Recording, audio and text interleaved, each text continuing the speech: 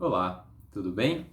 Meu nome é Will Franco, eu sou psicólogo, psicanalista, professor, escritor e esse aqui é o canal Errâncias, um canal dedicado à literatura, política e psicanálise.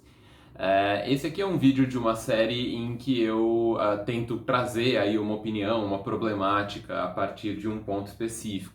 E o tema que eu queria sugerir para a gente conversar um pouquinho hoje é esse tema do valor social em análise. O que significa valor social em análise? Muito basicamente, as pessoas chamam de valor social o preço que elas cobram em situações em que elas não estão cobrando o quanto elas gostariam ou quanto elas acham que elas deveriam receber. Então, vamos dizer que uma pessoa cobraria R$ 200 por sessão. Tá? Uma pessoa que, se você falar, olha, quanto custa a sua sessão? Vamos conversar, quanto você pagaria? Não, eu queria saber quanto você cobra. A pessoa diria, eventualmente, R$ 200 por sessão. E aí ela recebe uma indicação de uma pessoa que é amigo, de uma pessoa que ela gosta muito, a pessoa está passando por um momento difícil, financeiro, não consegue pagar, mas ela quer receber, quer poder ajudar, quer participar, ou, né, enfim, e aí ela, então tá bom, vamos ver quanto essa pessoa pode pagar. A pessoa pode pagar, digamos, R$ 40 por sessão, ela olha, e é claro, 40 é bem menos do que 200, mas ela, eu vou receber. E aí, então, nesses casos, a pessoa diz em geral que ela está cobrando um valor social. O valor social é motivado por uma série de possíveis razões. Então, o clínico, né, pensando no clínico, é claro, e aí a gente já vai voltar nisso, o paciente muito provavelmente está pagando quanto ele pode pagar. Então, para ele não é um valor social, é o valor que ele pode pagar. Agora, o clínico, quando chama de valor social, ele provavelmente aceitou receber esse caso por um valor que é abaixo do valor que ele acha que deveria ou que ele gostaria de receber, por uma série de motivos possíveis. Um deles é porque ele se interessou pelo caso, existe isso, né? Então a pessoa te recebeu numa entrevista e aí achou interessante, ou foi com a sua cara, ou se interessou pela problemática, ou qualquer coisa, e aí ela topa ficar. Às vezes ela tem uma vinculação com o caminho que leva à indicação, né? Então foi uma pessoa querida dela que indicou, ou é um amigo de alguém relevante, ou ela se sente vinculada de qualquer maneira com o itinerário que leva até a indicação, no caso, né? Eventualmente as pessoas podem topar um caso que não paga quanto ela gostaria ou acha que deveria, porque ela acha que dali vão vir outras coisas, que pode gerar algum outro tipo de consequência positiva para ela, seja indicações futuras, seja a perspectiva de estudar um tema em relação ao qual ela tem interesse, enfim, algum motivo nesse sentido de ganhos derivados, não o dinheiro na conta, mas algum outro ganho derivado. E tem, é claro, isso não é de se desconsiderar, tem essa perspectiva de se sentir contribuindo, né, de se sentir empenhado em um modo de ocupação da clínica como um fato social, que é um pouco mais compatível com os seus ideais ou a sua moral pessoal. Então, você recebe pessoas que pagam menos do que você gostaria ou acha que deveria receber, porque aí você atende pessoas de estratos socioeconômico, culturais, financeiros diversos, e aí com isso você se sente um pouco menos aninhado dentro de uma bolha específica. Porque se a pessoa, né, enfim, cobra um valor específico e ela não negocia em relação a isso, eventualmente ela vai se vendo aninhada em um extrato muito específico da sociabilidade brasileira, da cidade específica que ela habita. Então,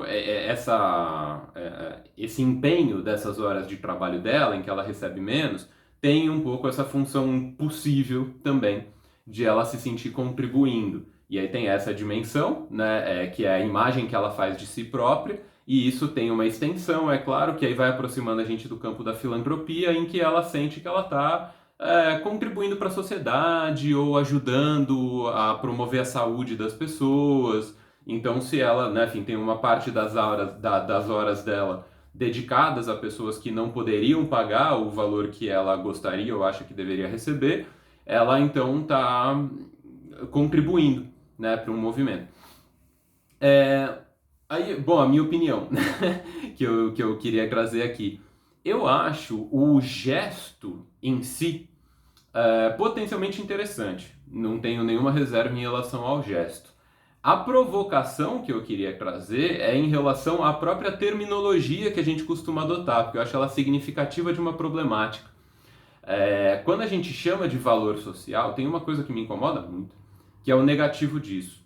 Então vamos pegar essa pessoa de novo que cobra R$ 200, né? Ela cobra R$ 50 desse cidadão qualquer que ela recebeu e ela fala, bom, eu estou atendendo essa pessoa por valor social. Minha pergunta é, a pessoa que ela cobra R$ 200, esse valor que não é social, o que é esse valor que não social? Aí tem gente que chama de preço cheio, por exemplo, né? Ou os meus honorários, ou qualquer coisa do gênero.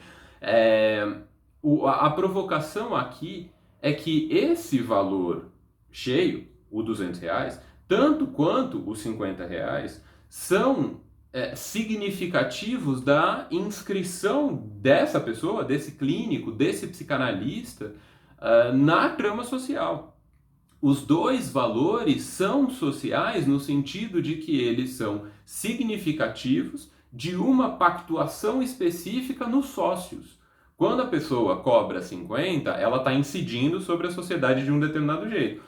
Quando ela cobra os R$ 200, também está incidindo de um determinado jeito. Inclusive, como eu disse, um dos motivos por que as pessoas topam receber menos do que elas gostariam ou acham que deveriam é porque elas, muitas vezes, né, não sempre, mas muitas vezes, porque elas querem mexer nisso, no lugar delas, nos sócios. Agora, dá a entender que quando ela cobra 50, ela está incidindo sobre os sócios e quando ela cobra 200, não, isso é um problema.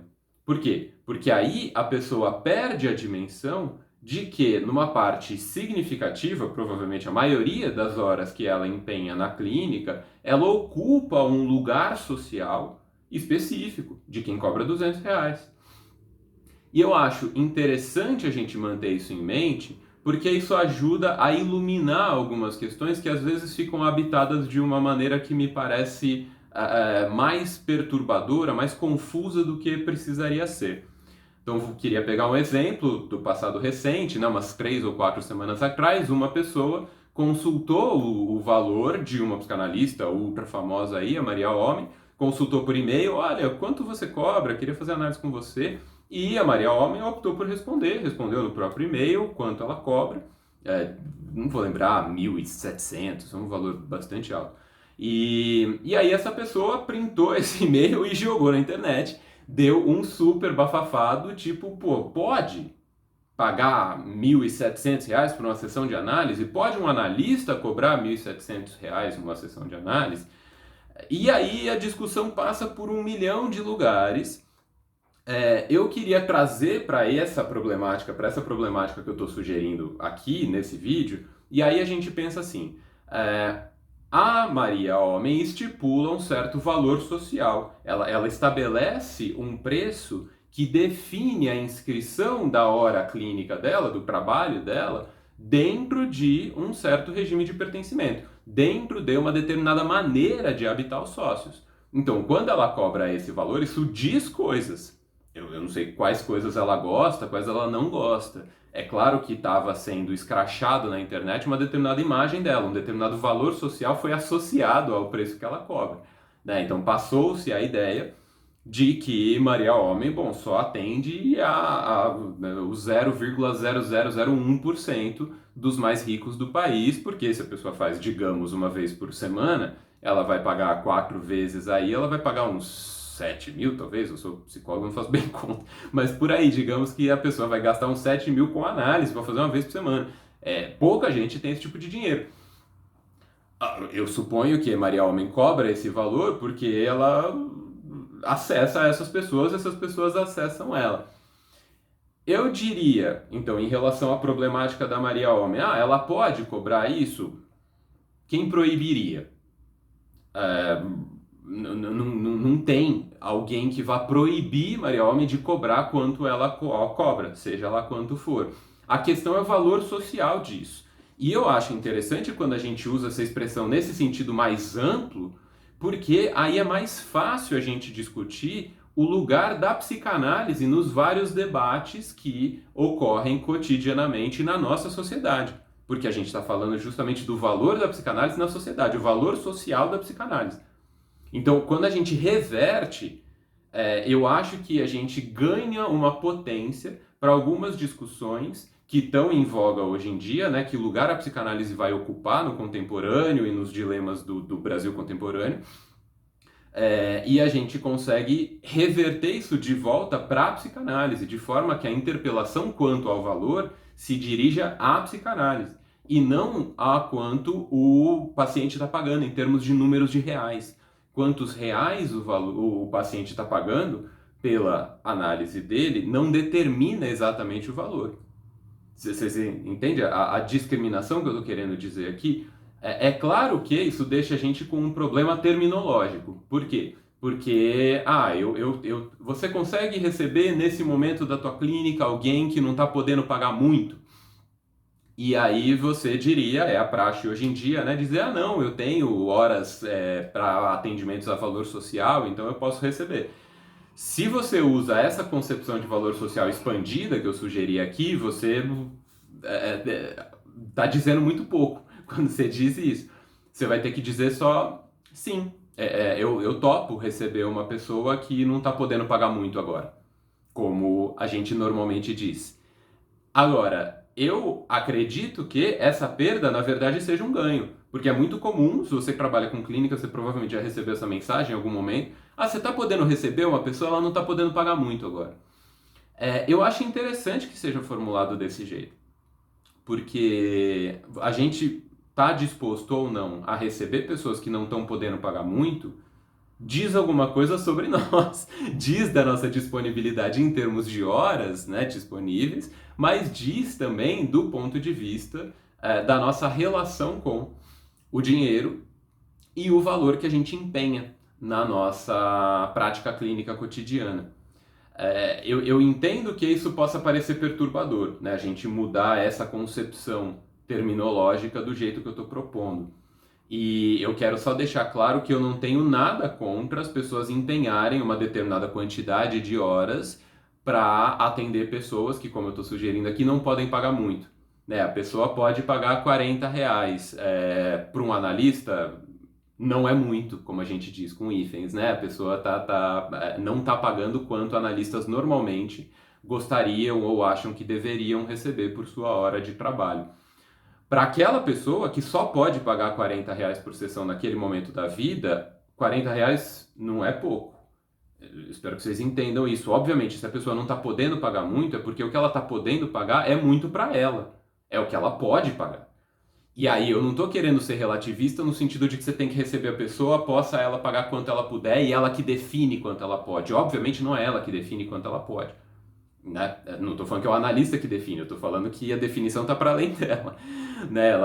Se ela pudesse definir quanto ela pode pagar, eu imagino que ela gostaria de poder pagar R$ 1 milhão para comprar pão na padaria. Assim. Ela não ia querer ter uma limitação. Ela tem uma limitação porque ela tem uma limitação.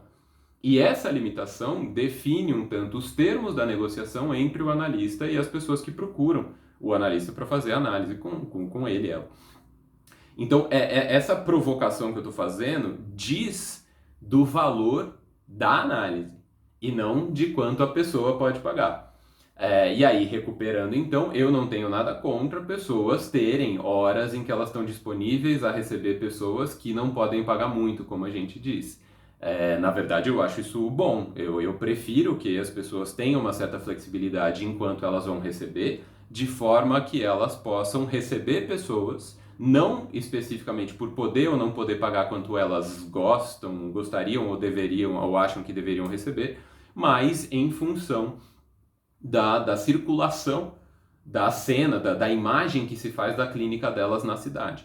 E que a partir disso elas consigam estabelecer uma vida significativa para elas mesmas e para as pessoas em torno delas. Preferiria eu que a gente pudesse não exatamente alocar um número de horas para atender quem não pode pagar muito, né? Eu tenho 3 horas de valor social. Eu preferiria que, ao invés de a gente estipular o número de horas, que a gente mudasse o modo de interpelar a questão do pagamento em dinheiro nas análises, de forma que a gente possa ter essa mobilidade e ter a clareza de receber ou não receber pessoas em função de quantos reais elas podem empenhar e de quanta disponibilidade a gente tem em vista da vida que a gente vive e que custa dinheiro específico. Então, se a Maria Homem cobra 1.700 por sessão, eu suponho que é porque ela quer cobrar esse tanto, porque ela acredita que o valor que ela vai retirar, o valor em reais que ela vai retirar do trabalho dela, vai permitir a ela viver coisas que ela considera que são importantes. Que coisas são essas? Eu honestamente prefiro não saber. Mas eu acho que isso diz, né? Não diz do caráter dela, mas diz da cidadã que ela é. E essa inversão, portanto, eu acho que pode ser interessante para nós como problemática. Então, a provocação que eu estou trazendo aqui diz respeito, estou amarrando para, né, enfim, estou finalizando aqui.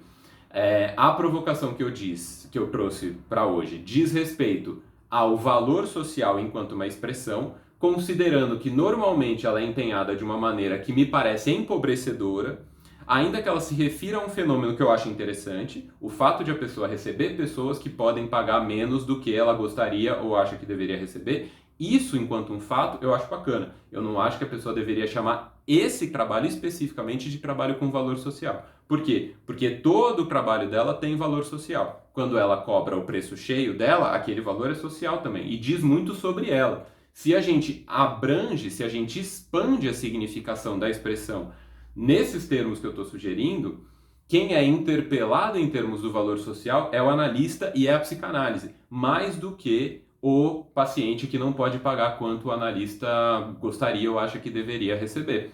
E essa inversão me parece que é oportuna para o debate que a gente vem tendo na comunidade psicanalítica nos dias de hoje. Porque me parece claro que a comunidade psicanalítica está confrontada, constrangida a se posicionar na cena social, na cena contemporânea, em termos de qual é o valor que ela vai tentar bancar, que ela vai tentar empenhar a si própria, que ela vai tentar sustentar para a própria circulação na cena social contemporânea.